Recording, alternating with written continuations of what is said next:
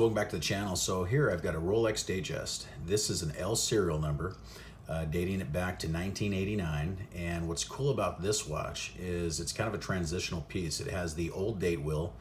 They ended up going to the closed 6 and 9s, I think in 2000, 2001, somewhere around there, early 2000s.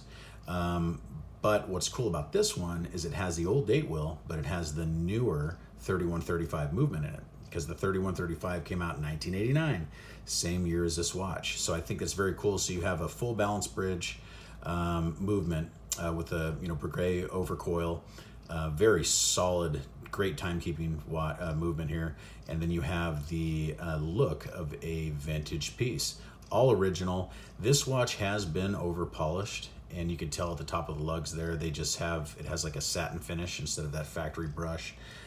It is in good condition. It's very nice. And I did some trading, got this a while back. Didn't showcase it on the channel here. I'm not sure what I'm gonna do with it. If I'm gonna let it go, if I'm gonna give it to the wife to wear, I don't know what I'm gonna do. But it's beautiful. It's keeping good time. I love the Datejust. Yes, it's a small watch. It's a 36 millimeter. I love the Datejust because of the look. It's an iconic looking watch. It's probably the most recognizable Rolex out there besides the Submariner. In fact, this might be a little more recognizable than the Submariner, so that's a close one there.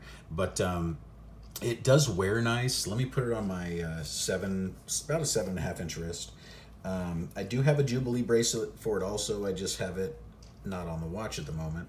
I should have put that on there, but I have it on this lizard strap right now at the moment. But on my about a 7.5 inch wrist, it fits pretty well. But if you think back in the day, this was the man size watch. And I had a 16200 Rolex a while back, a couple years back, and I really loved that watch, and I missed it. And that thing was in perfect condition. It was factory, it had its factory brushing and polishing on it. It was untouched, and it was in really good condition. But of course I let that go, and like an idiot, and like a lot of us watch enthusiasts, you bring things in, bring them out, and some you kind of kick yourself in the ass for letting go. But this one here is beautiful. It's a good watch. It's keeping good time.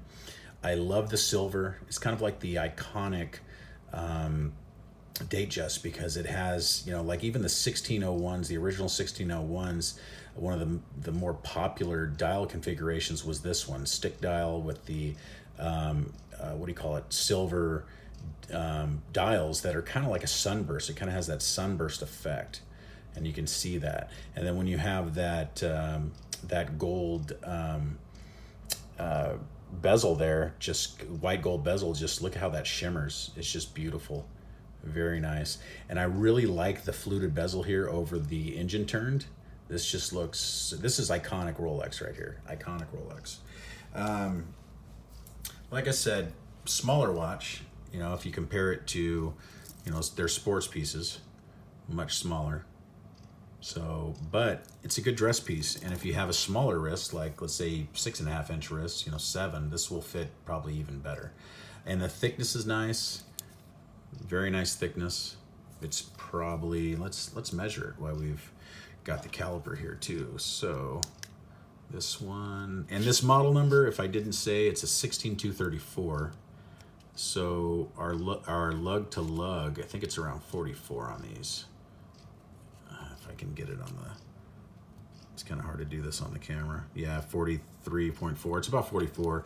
And then thickness, we're coming in at 11.6.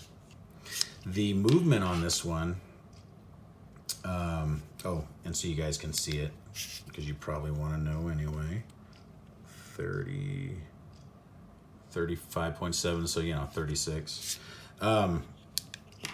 The movement is running pretty well. It has a little higher beat error, and it's running fast. So that can be, definitely corrected. But you'll see the beat, and the amplitude's not bad, but it needs some adjustment. Whoever serviced this movement, they didn't adjust it properly, in my opinion. So it's running too fast, and the beat error is too high. So that can probably be adjusted. But not bad, really not bad at all. So That's the Rolex Datejust 16234, and super iconic. I mean, it really is. It's just small, and when you wear these other watches, if this was a 38 millimeter, it'd probably feel pretty good to keep on the wrist when you're alternating between a 40 or 42 or 41 millimeter.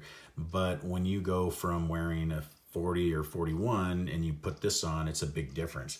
But I'll tell you, having worn my other one for a long time, if you wear it for a while, you get used to it, and it just looks great. So it's all about preference, but I think this is an iconic watch, and I know it's probably one of the entry-level watches that you can get right now through Rolex. I mean, if you look at the market right now, like on eBay, places like that, they're about 3,500 to 45 to 5,000 even for these pieces, which I remember, years back, they're a couple thousand, 3,000. The 1601s were pretty inexpensive too, and now they've shot up to about the same cost as this, about $3,000 or whatever. And the 1601s, had a non-hacking movement, 1570, I think, movement, but they still command a premium. I mean, it's a Rolex, and you can't go wrong with high-end Rolex. If you want a high-end luxury watch, you can't go wrong with Rolex. You really can't. It retains that value, and you can easily, liquidate it. If you need to sell it for something else or whatever you got to do, you'll always get your money back and then some. So anyway, there you have it, guys. Thank you so much for watching. Please like and subscribe, and I will see you in the next one. Thank you. Goodbye.